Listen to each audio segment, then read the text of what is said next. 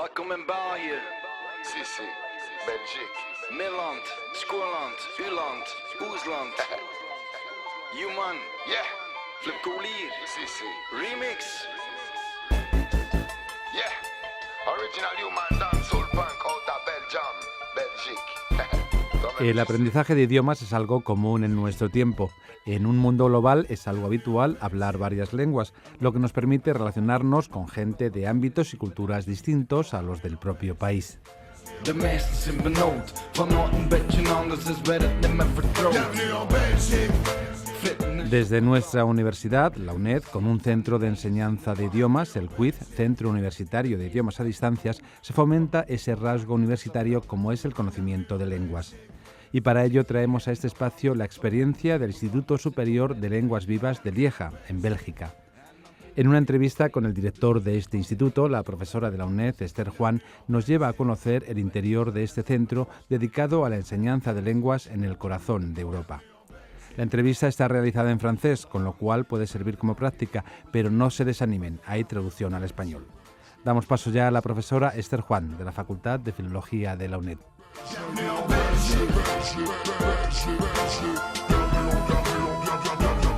Welkom in België. Buenos días, tenemos el placer hoy de recibir al doctor Jean-Marc Dufay, profesor en la Universidad de Lieja, que entre otras muchas actividades relacionadas con las lenguas extranjeras y la formación de profesorado de didáctica de las lenguas extranjeras, es el director del Institut Supérieur de Langues Vivantes, o sea, el Instituto Superior de Lenguas Vivas, y es un poco el tema en el que nos vamos a centrar hoy para saber un poquito más sobre las actividades de este centro y su posible interés para nuestros estudiantes. Para ayudarnos con esta entrevista, porque yo me limitaré a hacer resúmenes en castellano después de las intervenciones, tenemos con nosotros a una de nuestras tutoras, la doctora Laura Menéndez Pidal, que se va a encargar de formular las preguntas principales. Entre las dos iremos llevando esta entrevista, que va a ser, como he dicho, en francés, aunque habrá un pequeño resumen en castellano. Alors bonjour, je vous pose la première question. Donc on voudrait savoir qu'est-ce que c'est exactement l'ISLV. Est-ce que c'est une école de langue comme on le comprend en Espagne, ou pouvez-vous nous dire vraiment quelles sont les différences? D'accord, mais avant cela, j'aimerais d'abord saluer les auditeurs et ensuite vous remercier pour votre aimable invitation. Alors, l'Institut supérieur des langues vivantes n'est pas une école de langue telle qu'on l'entend généralement en Espagne. Donc, l'Institut supérieur des langues vivantes, donc l'ISLV, dépend directement de l'université. Et chaque université, que ce soit en Belgique ou ailleurs, chaque université a son centre de langue où on forme les étudiants de cette université aux langues étrangères, mais où aussi on reçoit les étudiants étrangers qui vont passer un certain temps, comme les étudiants Erasmus par exemple, qui vont passer un certain temps dans l'université. Donc à l'université de Liège, l'ISLV, Institut supérieur des langues vivantes, a quasiment la taille d'une faculté, mais dépend directement des services généraux de l'université. Et à l'ISLV, l'ISLV n'a pas d'étudiants en propre, mais enseigne les langues à tous les étudiants de l'université, et également à des professeurs ou à des chercheurs. Mais il me semble que vous avez aussi d'autres activités concernant, d'abord en lien avec la formation des profs de langue et la traduction, un service linguistique à disposition des professeurs, c'est possible ça? Exactement, donc l'ISLV offre une panoplie de services linguistiques aux membres de la communauté universitaire, donc des cours de langue, mais également des formations en méthodologie du travail, académique par exemple, le coaching de professeurs par exemple. Un professeur aimerait bien donner une partie de ses cours en anglais, eh bien un enseignant peut l'accompagner dans cette démarche-là et le conseiller. Il y a également un service de traduction, surtout d'articles scientifiques. Et nous avons également, nous en parlerons tout à l'heure, des stages de langue pendant l'été, et d'autres formules à orientation didactique. Comment en est-on arrivé à une institution tout à fait polyvalente de services linguistiques? Bien, vu l'internationalisation extrêmement rapide et croissante des relations internationales, voire même du marché universitaire international, les besoins en langue n'ont cessé de se développer parallèlement à cela. Donc il faut qu'une université qui a une vocation internationale, comme l'Université de Liège, puisse procurer un accompagnement linguistique à toutes ces activités, que ce soit l'administration, que ce soit l'enseignement ou que ce soit la recherche. Donc l'Institut supérieur des langues vivantes, qui était assez marginal et assez limité il y a une vingtaine d'années, maintenant occupe une place centrale à l'université et est obligé d'intervenir à tous les niveaux, compte tenu de ce contexte international dont nous avons parlé tout à l'heure. Et vous pouvez nous expliquer un peu comment fonctionnent les formations didactiques destinées aux non-francophones? Alors là, c'est une activité, c'est pas l'activité essentielle de l'ISLV, mais c'est vrai que l'ISLV est étroitement lié au service de didactique et de méthodologie du français langue étrangère, qui, lui, ce service-là, relève de la faculté de philosophie et lettres. Et vu l'expérience et les compétences des professeurs de français langue étrangère au sein de l'ISLV, eh bien, ils s'occupent également de la formation des étudiants du master de français langue étrangère. Et là, c'est, si vous voulez, une synergie entre ce service de la faculté et l'Institut supérieur des langues vivantes. Et le format stage d'été, comment ça s'organise? Qu'est-ce que vous proposez? Nous proposons un stage d'été, généralement au mois de juillet. Il arrive également que nous en organisions au mois d'août, dans certaines circonstances. Au mois de juillet, un stage d'été où participent des étudiants ou des futurs professeurs de français langue étrangère, voire des professeurs de français langue étrangère déjà expérimentés, qui viennent pour une formation continuée. Nous les recevons donc 3 semaines pendant le mois d'août. Donc il y a des activités, des cours de linguistique, des cours de culture et également des cours de didactique, si vous voulez, avec des conférences et puis toutes des activités culturelles et de découverte, parce qu'il ne faut pas oublier que Liège est au centre de l'Europe, donc on se trouve à 2 pas de la France, à 2 pas des Pays-Bas, à 2 pas de l'Allemagne. Donc on découvre un petit peu, pour les étudiants qui viennent d'ailleurs que l'Europe, c'est une manière de découvrir l'Europe en général en venant passer 3 semaines à Liège. Muy bien. Ha llegado el momento de resumir un poquito porque he dejado pasar varias preguntas. El doctor Dufay nos comenta que este Instituto Superior de Lenguas Vivas no es una escuela oficial de idiomas, es el centro de idiomas de la Universidad de Lieja, que además de enseñar idiomas a sus estudiantes, ofrece servicios de tipo lingüístico a toda la comunidad, sea para aprender los idiomas, para traducir artículos científicos, pero también trabaja en colaboración con la facultad que se encarga de la formación de profesores de didáctica de lenguas extranjeras para la faceta, digamos, más práctica de la cuestión. Y en este sentido queremos destacar también que existe, más allá de la formación de segundo ciclo que oferta la Universidad de Lieja, una formación de 3 semanas en verano intensiva de inmersión con no solo clases de refuerzo lingüístico si hacen falta, sino clases de todos los conocimientos que pueden ser útiles para un futuro profesor de lenguas extranjeras o para un profesor en activo que se quisiera poner un poquito al día, con lo cual se aprovecha la situación de la ciudad realmente en un cruce de toda esa región de Europa para una serie de actividades de refuerzo. Et je vous rends la parole. Alors, bon, vous avez dit que des cours de FLE existent aussi dans ces stages d'été, non? Exactement, oui. Et quelles seraient donc les options pour nos étudiants? Les étudiants, quel que soit leur profil, oui. Que ce soit simplement pour apprendre la langue française ou se perfectionner dans la langue française, ou que ce soit pour plus tard l'enseigner à des élèves, les étudiants peuvent suivre tout le curriculum, comme je l'ai dit, les 3 axes, linguistique, didactique et culture.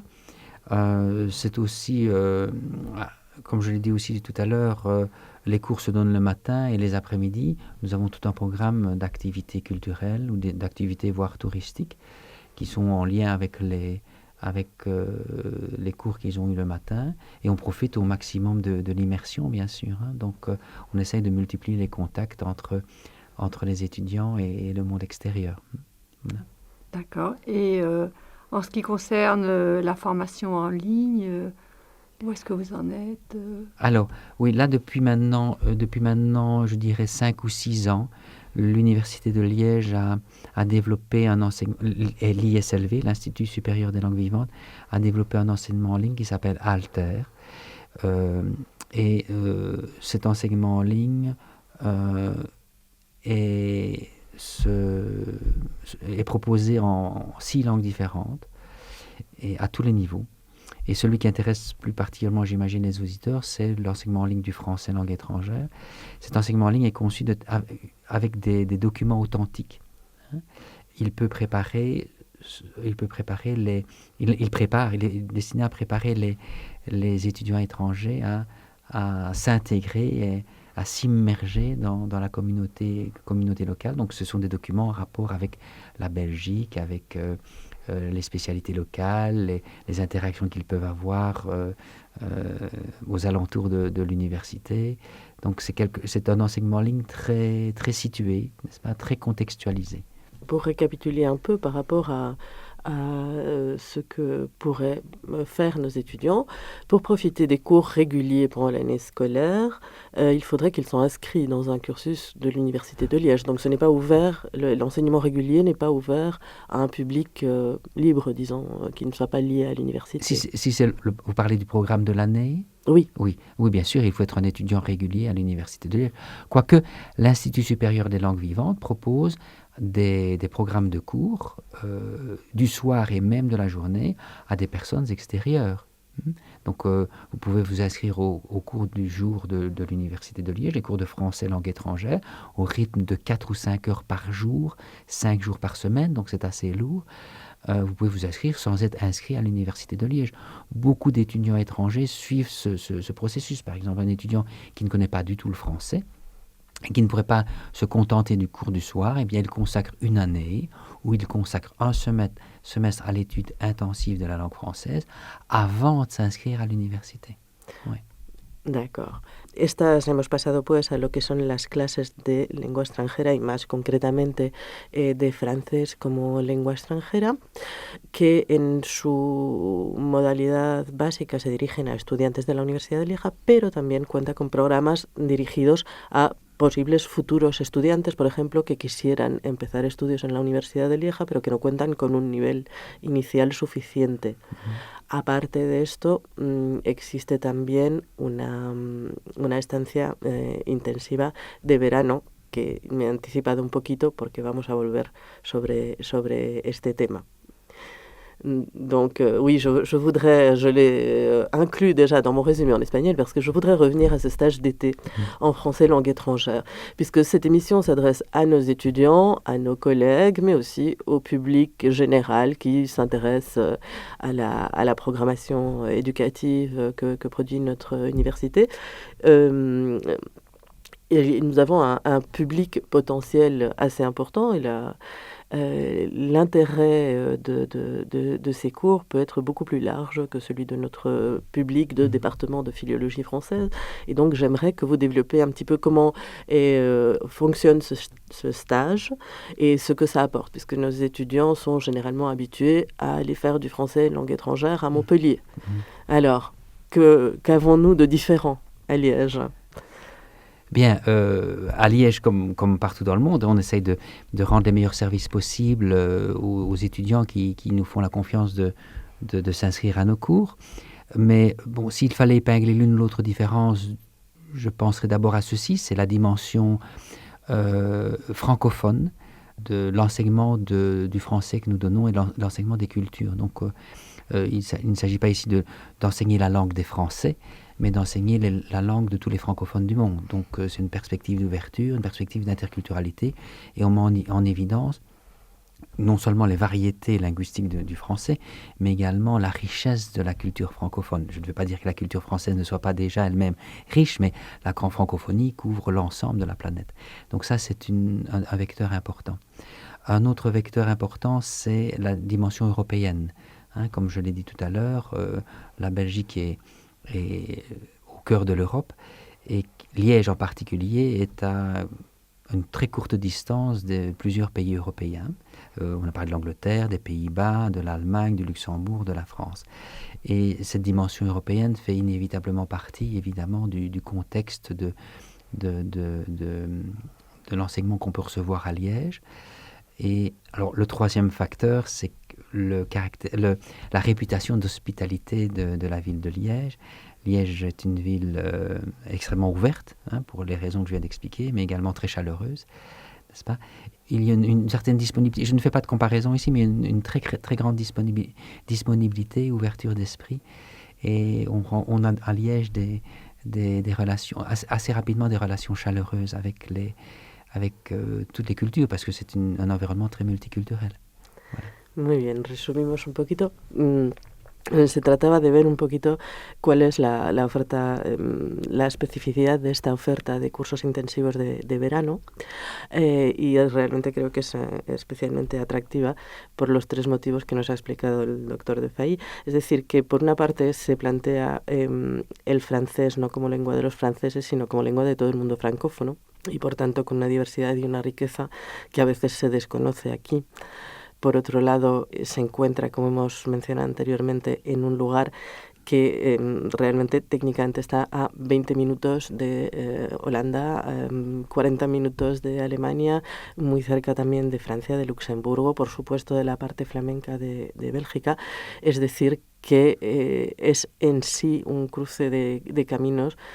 Y de ahí se deriva también la tercera cualidad, digamos, de esta oferta, que es la hospitalidad, porque es una ciudad muy abierta por sus propias características y por su propia historia, en el que la acogida es especialmente cálida y quizás fácil para un Mediterráneo.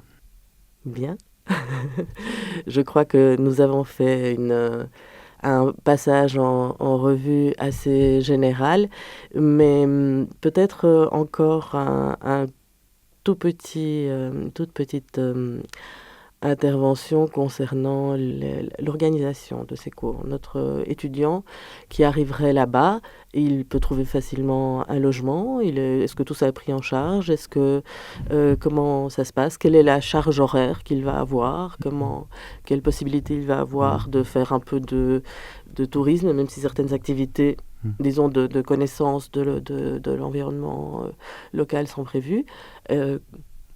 Ça donne quoi, ce séjour de 3 semaines? C'est de l'intensif, très très intensif. C'est c'était un séjour plus léger, plus orienté vers le culturel, touristique, pour dire ça d'une certaine manière. Éclairez-nous. Bien, en fait c'est un stage intensif.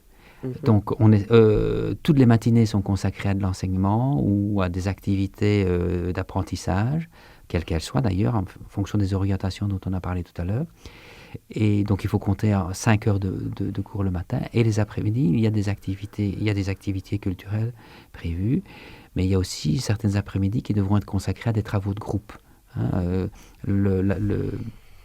La pédagogie, surtout une pédagogie interactive, et surtout avec les enseignants, les futurs enseignants, eh bien, il y a des projets qui sont menés au cours de ces 3 semaines. Donc, ces 3 semaines je ne dirais pas de travail intensif, mais ces 3 semaines d'activité intensive. Donc, les matinées consacrées à l'enseignement et aux activités pédagogiques, et les après-midi, pour les étudiants qui le souhaitent, bien sûr, des activités plutôt culturelles ou éventuellement touristiques, mais toujours accompagnées par un enseignant ou un membre de l'ISLV. Et il est clair que l'enseignement fait partie le logement fait partie des services que l'ISLV propose. Donc, soit un logement en hôtel, soit un logement en résidence universitaire, et éventuellement un logement en famille dans la mesure du possible. Donc ça, il est clair que quand l'étudiant arrive à Liège, il est pris en charge de la veille du premier jour de cours à son accueil, et également jusqu'au dernier jour. Et encore une toute petite question pour que nos étudiants se fassent vraiment une image, nos étudiants non linguistes qui pourraient s'intéresser à une nouvelle langue étrangère. Quelqu'un qui arrive avec un niveau 0, Il peut espérer quoi en 3 semaines? Bon, il faut rester raisonnable, hein. Un stage de 3 semaines, même si c'est plutôt c'est plus profitable d'avoir déjà une petite base en français avant d'arriver à un lieu de stage. Il est possible également, grâce à l'immersion et grâce aux cours pour débutants, il est possible effectivement de lancer son apprentissage. Mais il est clair que l'apprentissage d'une langue nécessite du temps, nécessite de la patience, nécessite des efforts. Et en 3 semaines, on ne peut pas espérer devenir bilingue espagnol-français. Mais c'est une bonne manière, en quelque sorte, d'entamer, manière motivante, d'entamer l'apprentissage de langue française, quitte à ce qui arrive assez souvent, des étudiants qui, année après année, reviennent nous voir à l'Université de Liège pour passer d'un niveau à l'autre. Oui. Et est-ce que vous donnez un diplôme? Il y a effectivement un certificat.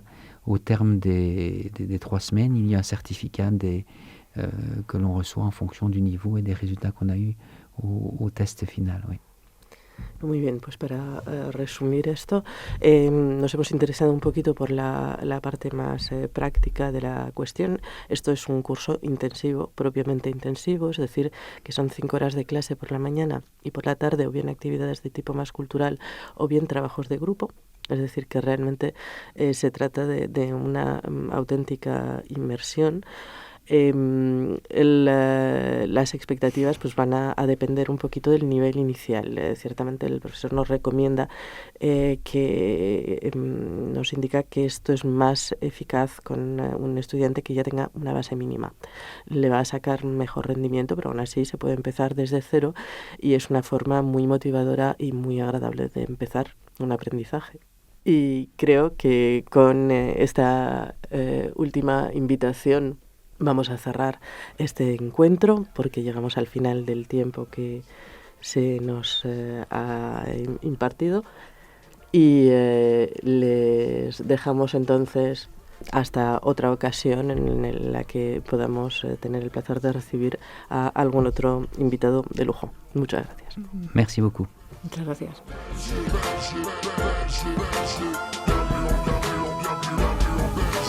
Belgique.